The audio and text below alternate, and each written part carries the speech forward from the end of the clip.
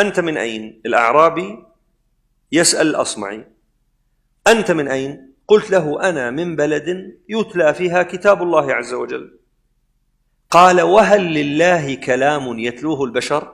قال: نعم. الأصمعي قال: أنت من أين؟ الأعرابي بيقول الأصمعي: قلت من أصمع، من بني أصمع.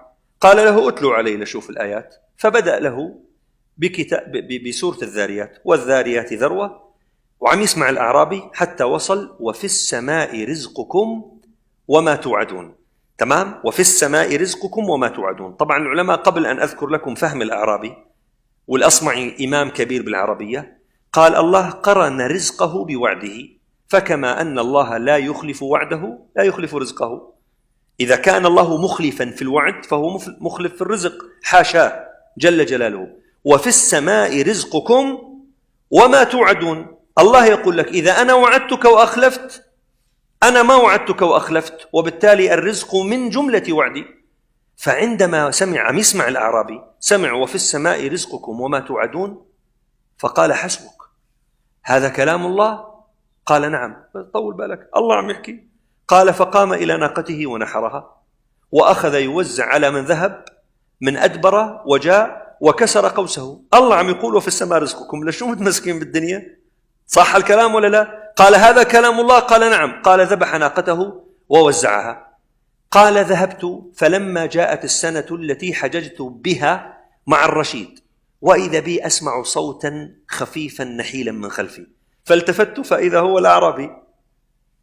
قلت له، قال لي: أكمل، ارجع اقرأ لي القرآن. قال: قرأت له من بداية الذاريات، فلما وصلت إلى وفي السماء رزقكم وما توعدون، قال الأعرابي: قد وجدت ما وعدني ربي حقا. فعلا صحيح، في السماء رزقي وما أوعد.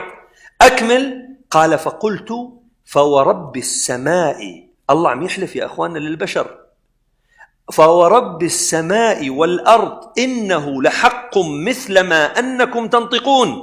فقال: صرخ الأعرابي وقال: من الذي أغضب الجليل حتى حلف؟ ألم يصدقوه حتى حلف؟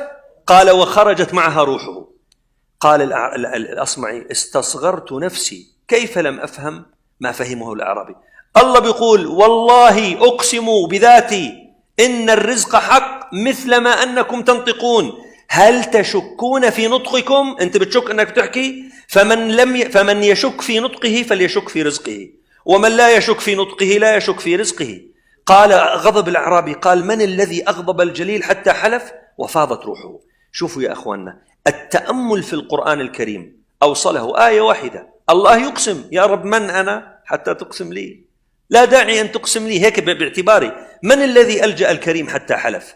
تمام يا أخوة الكرام؟ فقراءة القرآن بهذا النفس، أن ترى أقسام القرآن، ما الشيء الذي أقسم عليه الله، ما الشيء الذي عظمه الله، ما الشيء الذي رفع شأنه رب العالمين سبحانه وتعالى، يزرع اليقين في النفس. آيات أنفسية، آيات تلاوية، آيات آفاقية، كلها تدفع الإنسان دفعا نحو اليقين بالله تبارك وتعالى. من رزق اليقين رزق السعادة، من رزق اليقين رزق الطمأنينة. أسأل الله أن لا يخيب رجاءنا، إنه ولي ذلك والقادر عليه، والحمد لله رب العالمين.